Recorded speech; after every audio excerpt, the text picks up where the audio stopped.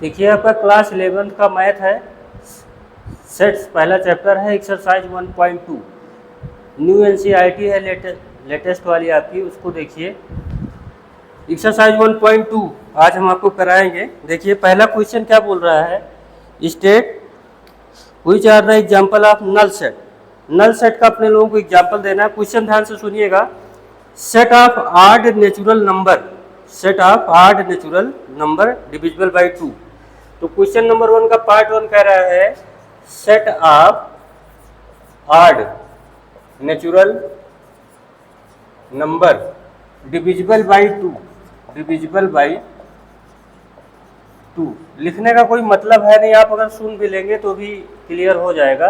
बोल रहा है आड नेचुरल नंबर, अच्छा नेचुरल नंबर है आड और डिविजिबल बाय 2 है, क्या ये पॉसिबल है? बेस रिपेयर की बात कर रहा है। आड नंबर कभी भी 2 से डिवाइड होता है? नहीं। मैंने बताया था इम्पटी सेट, वही इम्पटी सेट होता क्या है, आपको सुनने से ही लगेगा बकवास बात कर रहा है वो ना, मतलब अजीब सी बात रहेगी। है आड और बोल रहे हो डिवाइड बाई है 2, जबकि divide by 2 only even number होता है, इसलिए ये क्या हो गया 5, मतलब नल सेट है। ऐसे सेकंड वाला सुनिए, बोल रहा है set of even prime number, set of even prime number. तो set of even prime number तो एक तो होता है, सबसे स्मॉलेस्ट इवन प्राइम नंबर 2 होता है, तो ये तो है, ये आपका 5 सेट नहीं है, इसमें कुछ ना कुछ है। सही बोला है।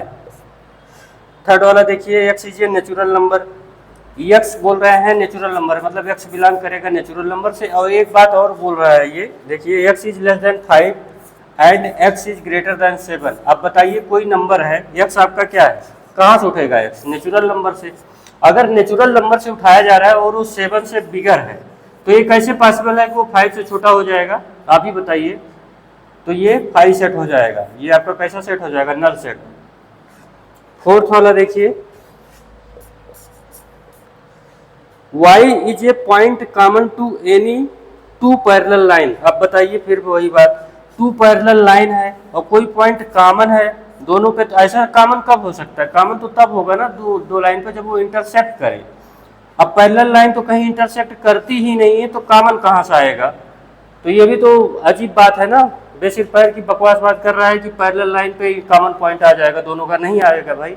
इंटरसेक्टिंग होता तो होता, इसलिए ये भी 5 सेट हो जाएगा। आई थिंक ये सारे पार्ट आपको क्वेश्चन नंबर 1 के क्लियर हो गए होंगे। क्वेश्चन नंबर 2 देखिए, सुन लीजिए और बुक खोल के बैठ जाइए, आपको सारे पार्ट सारे क्वेश्चन क्लियर हो जाएंगे। अब सोचो सभी करा दिया जाएगा तो इतना नहीं हो पाएगा, ध्यान से सुनिएगा। The set of month of a year, इसमें अपने को बताना है फाइनाइट सेट और इनफाइनाइट सेट। मैंने कल क्या बताया था इसके लेक्चर में? फाइनाइट सेट वो होते हैं जिसके एलिमेंट आप काउंट कर पाएंगे, इनफाइनाइट सेट वो होते हैं जिसके एलिमेंट आप काउंट नहीं कर पाएंगे।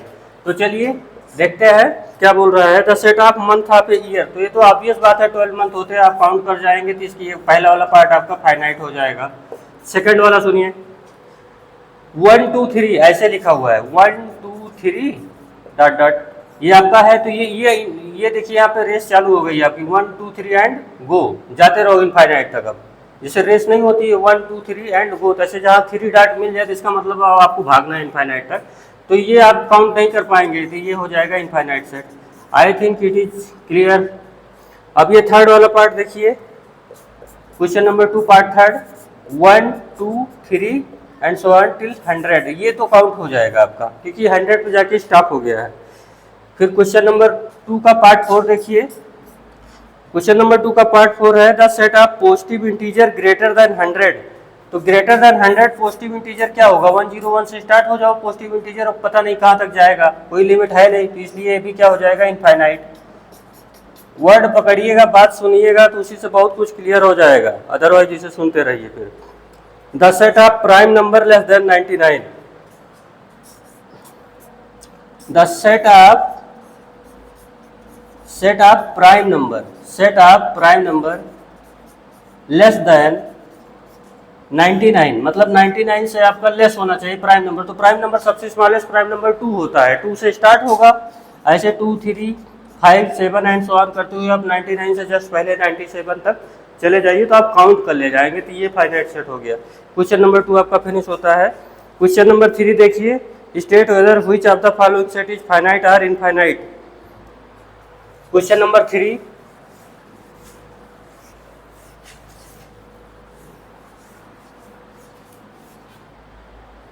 क्वेश्चन नंबर 3 आप देख लीजिए।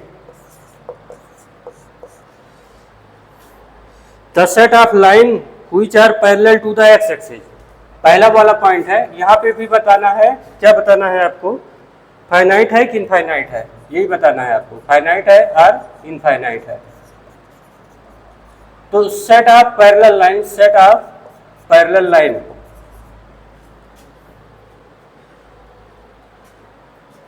Set of line parallel to x axis, parallel to x axis, तो ये भी तो इनफाइनाइट हो जाएगा। देख लीजिए आप, यहाँ से parallel to x axis, y से ऐसे चाहिए, यहाँ से निगेटिव डायरेक्शन से, ये आप काउंट नहीं कर पाएंगे, सब पैरेलल टू एक्स एक्सिस ही है, तो इसलिए इनफाइनाइट हो जाएगा।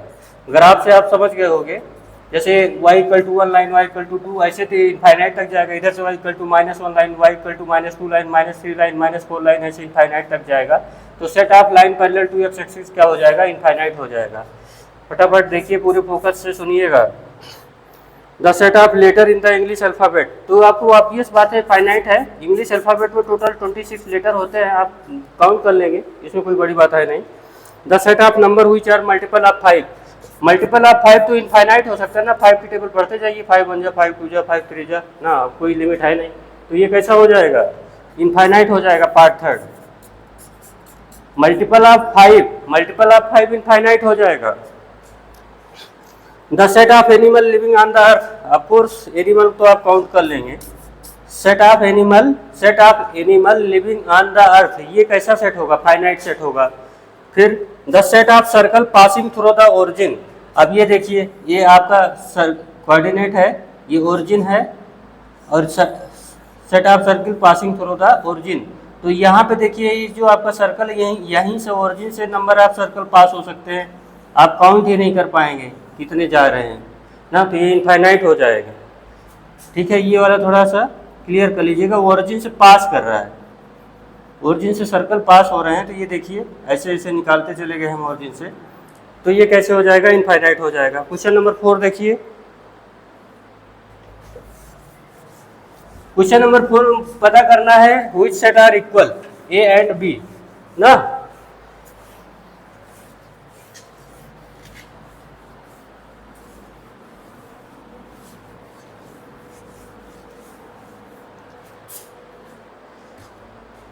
क्वेश्चन नंबर 4 अपने को यह फाइंड करना है, state whether a equal to b or not, a equal to b or not.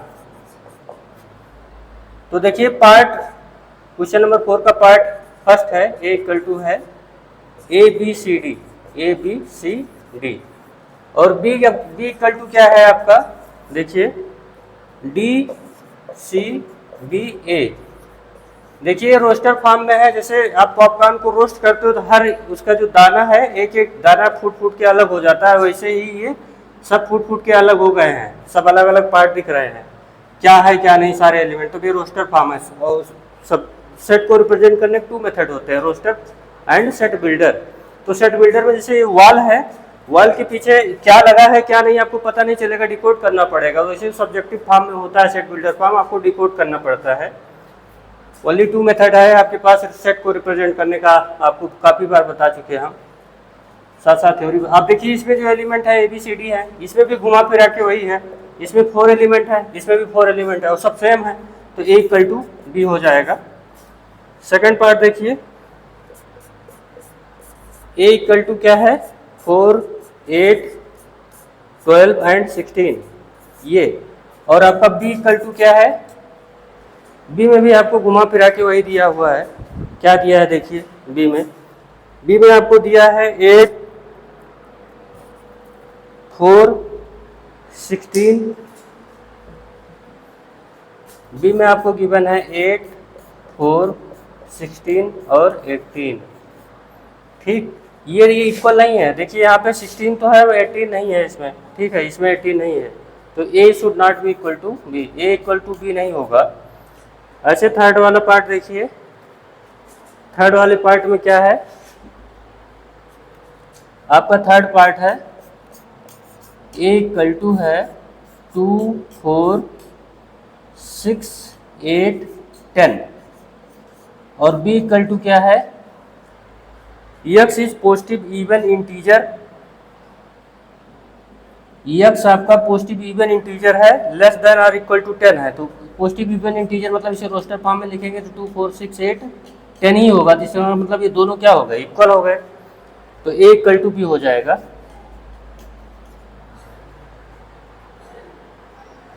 और फोर्थ पार्ट देखिए, क्वेश्चन नंबर 4 का फोर्थ पार्ट है आपका a, x is a multiple of 10, तो मतलब 10 20 30 ऐसे चलेगा, वर्ड सुनिएगा क्वेश्चन क्लियर हो जाएगा। बी आपका देखिए, बी में केवल ऐसे दे रखा है 10 15 20, अब यहीं से क्लियर हो गया 15 इसमें आएगा ही नहीं ना, ए जो है मल्टीपल ऑफ 10 है और बी जो है 10 15 20, तो ये 15 तो मल्टीपल ऑफ 10 में आता नहीं है, तो ऐसे क्लियर हो गया, it should not be equal to b. इस तरीके से आपका क्वेश्चन नंबर 4 फिनिश होता है। क्वेश्चन नंबर 5,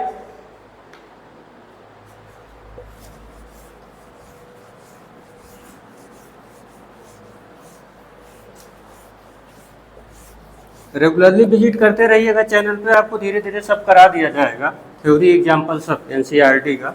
एक बार फाउंडेशन अच्छे से क्लियर हो जाए तो आगे भी अच्छी तैयारी कर सकते हो। मैथ है और जल्दी समझ में आता नहीं है ये, ध्यान से सुनिएगा बात को तो क्लियर बहुत कुछ हो जाएगा।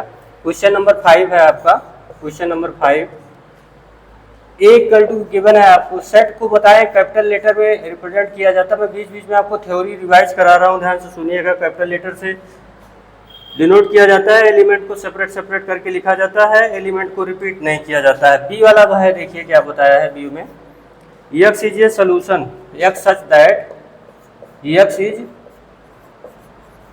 सोल्यूशन